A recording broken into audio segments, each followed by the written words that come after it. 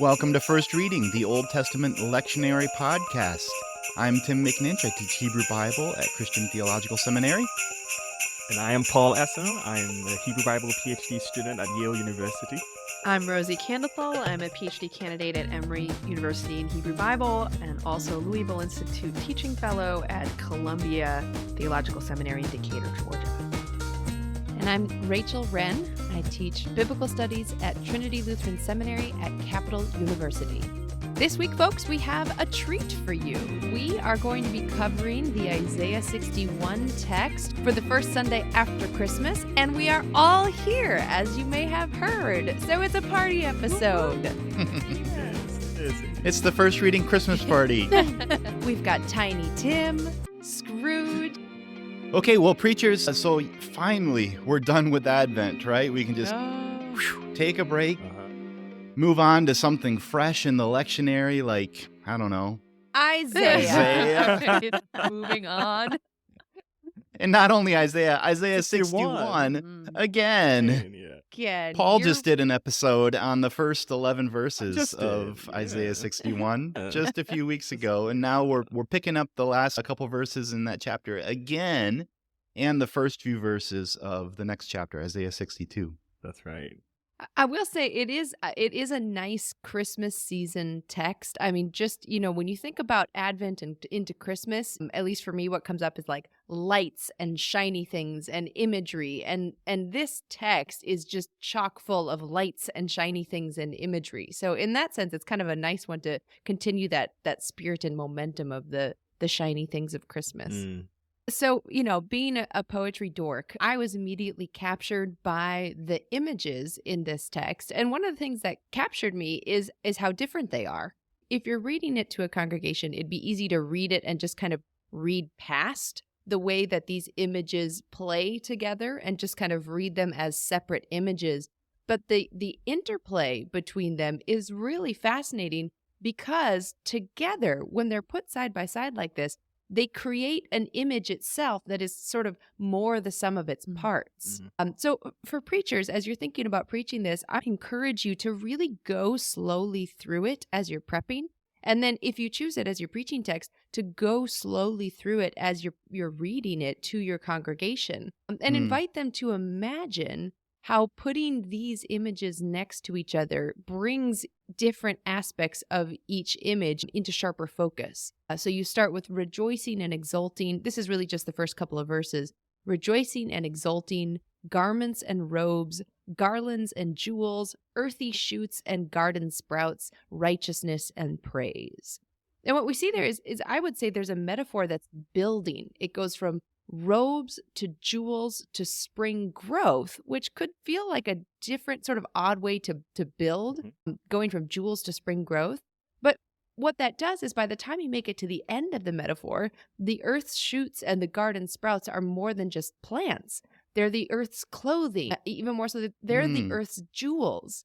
And then what that leads you to is what's the crowning jewel in this building metaphor, which is the final line, righteousness and praise of God. So putting all of that together, you have an image of righteousness and praise that is as essential as clothing, as beautiful as jewels, and as exciting or even necessary as spring shoots if you're an agrarian society. So I just really love the way those images play together in these first couple verses. Yeah, that's really interesting that you brought those together. I just saw it as a bunch of mixed metaphors.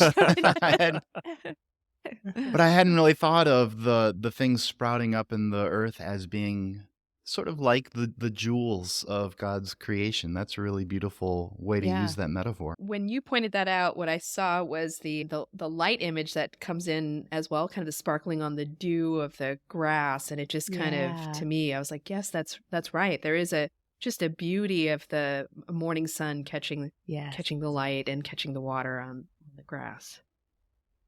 Well, and I remember too being a rural pastor and, so you have white fields and then the snow melts and you have this beautiful black dirt in Southwest Minnesota, but it's, it just looks rich and ready. And then all of a sudden when those shoots come up, it's like fuzzy, it's like, there's an excitement there as well.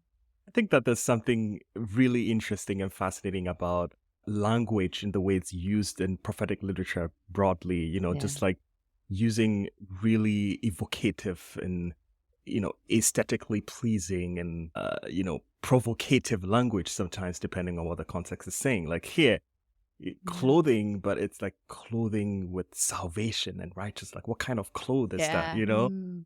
Yeah.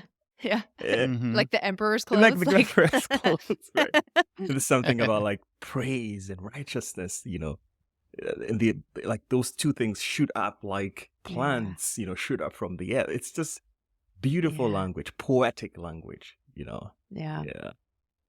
And it's interesting, like the sort of riffing on that agricultural metaphor. The plants sort of shoot up, like it says, but the causality here is given to God, right? The Yeah. way that they viewed agriculture was that, the farmers do their work, but then the growth, that belongs to God. right. God Yeah. causes the plants to sprout up. That's right. And in Yeah. that same way, God is causing this righteousness and praise to sprout up Yeah. before the nations. So it's not just sort of a wonder of the mystery of it all, but a signing of effectiveness to Yeah. God's activity behind the scenes in right. that sort of invisible realm behind it all. That's right. Makes me think of the Pauline text so I planted and Apollos watered, but God Indeed, gave the indeed, growth, yeah. Yeah. Mm-hmm. I feel like Yeah. one thing that we I- haven't really touched that much on is the sort of central metaphor here of the bridegroom and the bride within these images, right? Yeah. So the fecundity, the promise of marriage, and then the life that comes from it, and then the beautiful clothing. I mean, of course, we're looking at a heteronormative kind of imagery here of a woman and a man. But we Yeah. might be just thinking about the liturgical moment of a wedding, right? And that's kind of central here. So it's Yeah. not just clothing, but it's clothing for this liturgical moment between two people, two families.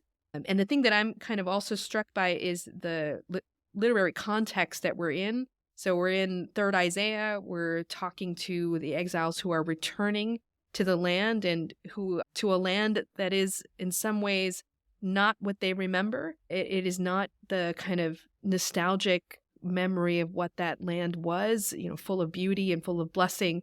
It is now a land that has been pillaged, a land that has been looted, a land that needs to be restored. And so the people are coming back, but that's a slow process, right? So as we think about how the prophet addresses the people with hope and with these kind of mystical images of marriage and of these garments of praise and of righteousness and of shoots that are coming up from the ground, it is this 2 verses that we're just talking about here, but this complex mix of love for the land, and it's at the center of this, and the love of God for God's people, and just kind of the community coming together and witnessing what God is doing in their midst.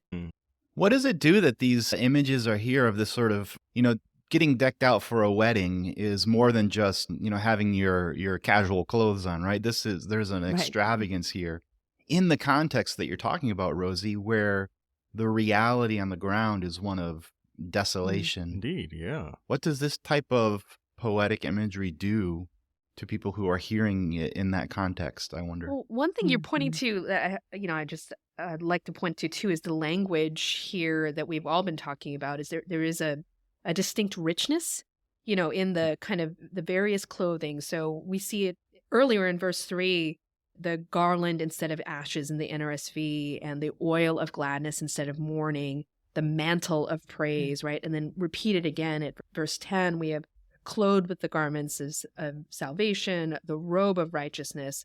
And then as a bridegroom in the NRSV decks himself with a garland. But when you look at the Hebrew, the word for decks himself is he dresses himself as a priest. So the verb really is, it's not just about marriage, but just a connection to the way that a minister might clothe themselves to serve. And to me, that's a really, really different way of thinking about that wedding metaphor. Yeah. It really touched me to think about how a priest dresses themselves, prepares themselves for that moment of service, and how, in some way for me, as somebody who's not ordained, who's sitting in the congregation watching what a minister wears, I often see that garment as separation, But as I look at this particular verse, it reminds me of the Sinai covenant that we are all called to be priests. We are all called to serve the nations. I think that's what Isaiah is also trying to remind us of, is that as we watch this bridegroom being dressed, we too are being dressed in this way to serve in some kind of mysterious fashion to me too. Yeah. Luther had a really wonderful doctrine called the priesthood of all believers, Indeed, yeah. which has been a really fun one to play with in my tradition. So I love that connection, Rosie. And I think, the other piece that's really interesting here is we're right to focus on that groom's garland and bride's jewels, because there's a chiastic structure to these verses where you have, just in case you forgot, a chiasm is a sequence, especially in poetry sometimes, but a sequence where you have a list of things, and then halfway through that list, the sequence repeats, but in reverse order. So you have part A, part B, part C, and then you return to part B and return to part A again. And so the two A's here are rejoicing and exulting in verse 10 and righteousness and praise in verse 11. You have garments and robes in verse 10b, and then earth shoots and the garden's leafy sprouts, which is kind of like growth, but as we talked about earlier, it's also the covering of the earth. Indeed, yeah. And all of that, what that does is then two things. One, it highlights the central portion for which there is no repetition. It's just said once. So you have the groom's acting as a priest as he dresses himself for his wedding, and the bride's jewels. And so I love this idea that even the text itself is tipping us towards that moment and wants to draw our attention to it. But the other thing that a chiasm does is then something usually shifts in the second repetition. And so then it draws your attention to, okay, so if it's repeating, what's different about this repetition? And what I think is really beautiful is that the rejoicing and exulting in God in verse 10 is an individual doing it. By the time you get to verse 11, righteousness and praise are springing up before all of the nations. So there is a communal and an outward facing turn that somehow dressing oneself as a priest and engaging in this liturgical moment with community draws you outward. And I think that could be a really interesting preaching point. I don't know if you want to do a whole chiasm piece as a sermon, if you can, but just that this text is actually pulling us outwards to a place where what delights God is when we cause righteousness and praise to spring up before all the nations. Wow. I want to push us a little bit on something if I can, and that's the agency here. I mean, I agree with everything that you're saying there, Rachel, and that's a beautiful way to interpret this. But in addition, there's an assignment of agency to God in this passage that really shines through. So as a bridegroom decks himself, but in the verse before that, it's God has clothed me, and as the earth brings forth its shoots, God causes that growth. Nice. Yeah. I think there's a divine agency here that really runs through the text in a way that, in that context of desolation and poverty and destruction, there's a word of grace here, of a gift of clothing, of new life. No, I think that's absolutely right, Tim. And I think what I love about that, too, is that the center of the chiasm then is the only place where we're actually doing anything. The rest of it is framed and cushioned and made happening by God. And I think that's a great preaching point. Yeah. So maybe that's a responsive element, right? That God takes the initiative to clothe us with grace, to cause new growth, and the response is to, dress for the occasion. Yeah. Gosh, and then show up and let God do what God does. Yeah, and I think in the context of desolation, exile, all of the devastations, like God actually doing the things seals out the sort of hope that it brings, right? It just confirms it and solidifies the hope. Because it's like, instead of clothing with devastation and pain and trouble, you're going to be clothed with this new set of clothes that is actually righteousness and it's actually salvation. And instead of the sound of war and the sound of horses riding to capture or the sound of devastation, it's going to be a sound of praise, and it's going to be a sound of righteousness that is caused by God, right? So God confirming and sealing the hope through God's activity. And of course, we respond by receiving and wearing it and all of that. But I think that for me thickens the expectation, of change to come in the future, right? Mm-hmm. The other thing that strikes me about that image is that this is all public, right? Yeah. This is a wedding feast, and the sprouting of the earth's vegetation.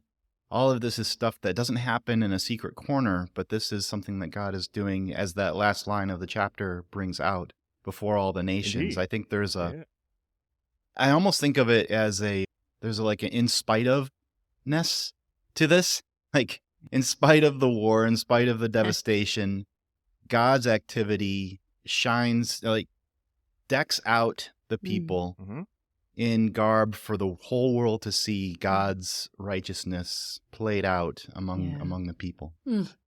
And I think, two thoughts. First of all, when I was in college and I got to spend a semester in France, I picked up a prayer at a monastery there. And what sold me on the prayer was the last line, because the last line in French is Revêt-moi de ta bonté, Seigneur, et qu'au long de ce jour, je te révèle, which is clothe me with your goodness, God. And so for the whole day long, I will reveal you. Yeah. And I just loved that image of that when we are clothed with righteousness and praise, what actually happens is a revelation. It's not just a covering. It draws attention to something. Yeah. Mm-hmm. Yeah. So I love that piece of this, and it connects with me kind of in a personal way. But the other thing I think too is to keep in mind, what is the purpose of being clothed with righteousness and praise before all the nations? Is it sort of this we're God's chosen? I don't think so, especially at this point in Isaiah. I think what the hope is tipping towards is that everyone is drawn into this clothing and this righteousness and this praise. So it's not just a boasting that happens, but it's a call or an invitation even to the nations. I think in verse 9 of 61, actually, there's something about descendants being known among the nations, but it doesn't end there. Yeah. There's something about they will see and acknowledge, right? And then if you keep going in 62 verse 2, there's something about kings knowing God's glory, right? So it is the display of God's work in Israel, right? In spite of the devastation, God has lifted you up this much and renamed you in a way that brings glory to God, not only for your sake, but that every one of your neighbors will see it and acknowledge the God who did it. Yeah. But before we get to 62, can I just draw for preachers that are thinking about the gospel reading too? So it's Luke chapter 2, the Nunc Dimittis, that Simeon he is promised to be able to see the Messiah before he dies. And the words that he uses actually really connects well with what all of you are pointing out, which is this revelation in the Greek apocalypsis, right? So Simeon says the revelation, a light to the peoples, to the Gentiles, and the glory of Israel, right? So those are the words that Simeon uses. So it's really just a kind of a continuation of what we're talking about here in Isaiah, and it also, the Luke 2 reading includes Anna, the prophetess, the widow, who also acclaims the same thing: is that this child is the redemption, it is the promised light, not only for Israel but for the world. So to me, there's just a beautiful continuum that you're pointing out here, in that this vindication, this salvation is not a but a can you believe that God would do this? With a community so humiliated, so hurt before the nations. Can you believe that now they stand before you, in this radiance, in this beauty, not to eliminate the scars. I mean, to see those scars as part of what God is doing. Well, and I love that you brought in that moment, because in 227, the Greek is also highlighting God's agency there. It's kai elthen ento pneumati. So, and he came by the Spirit, which is, the scripture NRSV says he was guided by the Spirit, which brings you back to Tim's point that this is God's causative action provoking these beautiful moments of clothing and radiance in spite of, devastation and turmoil and trauma. This is why I say amen in church. One little Hebrew tidbit that I would throw in at this point then would be the term righteousness that's shown up a couple times in these verses and also comes back up, as we'll see in Isaiah 62. My knee-jerk reaction to the word righteousness is that it's like something to do with morality and being good and all of that kind of stuff. But I'm pretty sure that the term's being used here in the sense of God's own doing right by the people. Like when God causes righteousness to spring up, it's God being faithful to the covenant that God has made, that God's doing right. God is being right. And the way I see that popping up again in chapter 62, in that first verse, I think the NRSV has until her vindication shines out like the dawn. And the NJPS says victory there for vindication. But the word is tzedek. It's righteousness again. Yeah, nice. It's, the God, we'll maybe talk about who the I is there, says, I will not keep silent until Jerusalem's righteous vindication, victory shines out. I think it's until God comes through and shows faithfulness to this place. I'll keep bugging until that happens. Yeah, should we talk about verse 1? Indeed, yeah. Perhaps we should. What do you think, Paul?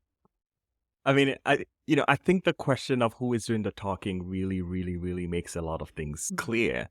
And I see possibilities in both, right? If it is the prophet talking, then it is the prophet insisting that this promised vindication, this future expectation of new clothing or future expectation of vindication is not here yet, and that through his prophetic speech or through his decision not to be silent, he is causing it to be. Like he's causing God to be reminded so that it would. But if it is God, then in light of all the things we have said, it seems that God is, still going on with his reassurance and confirmation of his work for Israel in saying that I've said all these things and all these things will come to pass, and I'm not going to keep silent until I see all these things come to pass, right? So it's like both ways it fits quite okay. I'm leaning a little bit towards the prophet doing the talking, although I don't have as much evidence yet. Hunches are okay. Yes.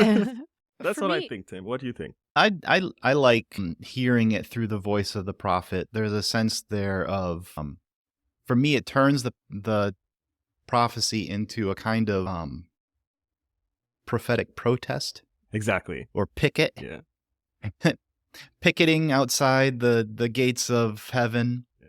I will continue to speak up. I'll continue to plead until the righteousness that I've promised on God's behalf to the people actually shows up and they experience it. That's what I'm going to keep doing. And so the prophets committing themselves to do this. Did anyone else feel like kind of the gut punch of hearing those words, that for Zion's sake, I will not keep silent, and for Jerusalem's sake, I will not rest? So for me, as much as I hear the resonance of the prophet and possibly God in cooperation, or however we think about these two agencies, but it was the contemporary situation that we're in right now for preachers as they think about this text. It's really, I think, hard to say these words without kind of considering what does it mean to keep silent or to speak on behalf of Zion and Jerusalem. Those words are so loaded in this moment. And so I wondered if others felt the kind of, I don't know, for me, like a dissonance, a note of like, this is not finished. And we're in the middle of a great deal of pain and devastation as these verses are being read in this Christmas season, where we're watching, we're watching bombs and people displaced just as then. Yeah, this definitely hit me. I've had some opportunities to preach lately, and I've struggled to sort of find my voice in this moment. And so as I read this passage, Yeah, I felt that gut punch. I came up with 3 preaching pitfalls related to this. Mhm. The first one is if a preacher sort of tacitly endorses the vindication or victory of Israel in this passage, then they risk lending support and legitimacy to the violence of the state of Israel in this particular war, no matter the human cost involved. Yeah. And so you don't want to do that, I don't think. Yeah. But then pitfall number 2 is if you distance this text from a modern Israel to avoid pitfall number 1, then you're also risking a kind of unintended anti-Semitism. Supersessionism as well, Yeah, right? Yeah. So it's, I don't know, just a real pickle. The best I could do was maybe context to the rescue. I don't know. Right. The vindication that's promised here or proclaimed here is the divine support that's given to a people who've been desolated by war and violence against unstoppable powers. My thought is in the present conflict, those most desolated are the Palestinians of Gaza, though we should also remember the Israelis who stood defenseless against the aggression of Hamas on October 7th. Indeed. Right. Those who have been kidnapped as hostages, whose lives are still hanging in the balance, and Palestinians in the West Bank who've suffered a kind of less publicized violence in these weeks since October 7th. Yeah. I feel like this text speaks on behalf of all of these victims of violence, no matter who's perpetrating it, right? Mm-hmm. And it affirms God's side with the suffering. Yeah. God's refusal to take on sort of the slanderous names that are slung around by the world. In this text, God offers a new name, a new honor, new blessing. And in this text, that new hope is offered explicitly to Jerusalem. But not Jerusalem of all time, but Jerusalem in its state at the time of present desolation. That's right. Yeah. So it doesn't offer or promise victory to any state that's sort of backed by powerful militaries in the world, Yeah. but to those who are suffering, to those who are under the desolation of war, this is a promise of a new vision, a new hope. No, I think that makes a lot of sense, Tim, and I just appreciate the carefulness with which you kind of thought through both the implications of it and maybe what to do a little bit about that. I keep coming back to your idea of keeping the focus on the ultimate actor and the ultimate agent in this text, who is, of course, God. And I think when we do that, it allows us to answer the question. Paul, you and Tim asked the question, who is the one speaking in verse 1? And then Tim, you're kind of playing with the question, well, who is the one to whom the person is speaking, both for ancient context and today. And I think I would then invite us into verse 3. You shall be a crown of beauty in the hand of the Lord and a royal diadem in the hand of your God. And ask the question, not who, but why? Why shall this Jerusalem, this Zion, whoever that is a crown of beauty and a royal diadem? And I think what that brings us back to is verse 10 in the previous chapter, where the bridegroom decks himself, the bride adorns herself with jewels. And why that's delightful to God is because God can use that human response to cause righteousness and praise to spring up before the nations. So it's not just Jerusalem, it's not just Israel, it's not just Zion, but it's a particular people and a particular moment that is useful for God to cause righteousness and praise to spring up before the whole earth. Yeah, that's great. And I'm glad that you drew our attention back to God who's acting here. I did promise 3 pitfalls, and my third one is along those lines. There's a sense in this, you could read this passage as a kind of, in the context of devastation, it'll all be okay. It's all going to work out. And I have to say that kind of prophecy troubles me. Yeah. Because God hasn't done those things in this present context for Jews or Palestinians who are suffering. It hasn't been seen by Ukrainians who are suffering the violence of war, nor for those who continue to suffer and are in need of salvation everywhere, right? So those words in this passage don't actually make me feel better. They kind of make me doubt more or wrestle more. Like, what good does it do to preach these words in a context like this? I kind of wrestled with that, and I started to wonder if, second or third Isaiah, whoever we attribute this to, the prophet, I wonder if the prophet felt that same tension. Does this message do any good for a hurting community? So I wonder if I kind of come back to a preaching angle then of reading this as a call to God, to hold God to account for the kinds of promises and covenant that God has made. I love that angle. I'm, especially someone with the Psalms, like presenting one's case to God and holding God accountable is one of my favorite angles. For me, I actually did find comfort in this, even in its unrealistic audacity. And the phrase that keeps coming back to me, especially in Advent or just coming out of Advent, is the thrill of hope. And that is that, hope is when everything still seems impossible. It's not when the possible has already become realized. So for me, I see this as still a really necessary word, even if it does seem audacious and impossible. A weary world rejoices. Right. Not because they're not weary anymore, but in their weariness because of God stepping in. Yeah. And I think even in different church context, I have seen a lot of churches, especially churches among people that are experiencing suffering in different ways, read this text and read it in light of read it as a way of coping, with their present situation.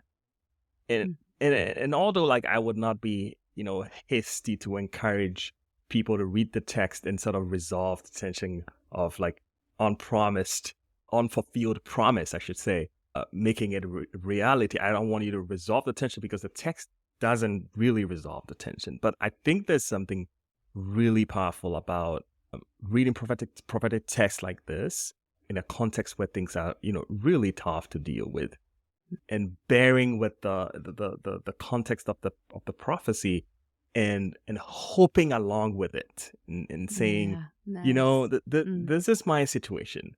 But I hope, even if it is imploring on God to act, I dare you, God, to act quickly for my vindication's sake.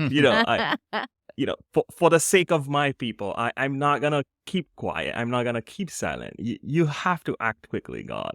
And I think there's something really powerful about hoping along those lines, even if the reality is far off in the future. Lovely. That's really helpful. Sort of in a way, a borrowing of hope from the prophet. Indeed. From the text. For me, I think if I could just draw us back, to the gospel, because I find the Song of Simeon again and that passage from Luke chapter 2 draws pretty openly from Isaiah and from 3rd and 2nd Isaiah particularly. So the line that's standing out to me as I'm listening to is, it's a strange moment for Simeon. And the first lines he says is, "Now you have let your servant depart in peace." And he has no idea what this infant will eventually die, suffer at the hands of the state, be cruelly treated. But in that potential life and in this family, because he sees Joseph and Mary, he speaks to them and warns them that the way ahead will not be easy.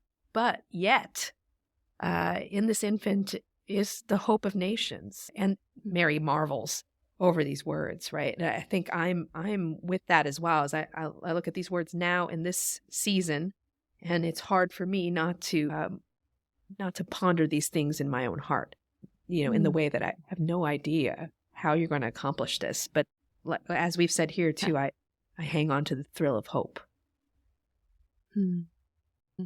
I think we have a title for the episode. Well, I think that's a great note to end it on, Rosie. Thank you all for a really fascinating conversation in this beautiful but also tricky and slightly disturbing text. Yeah.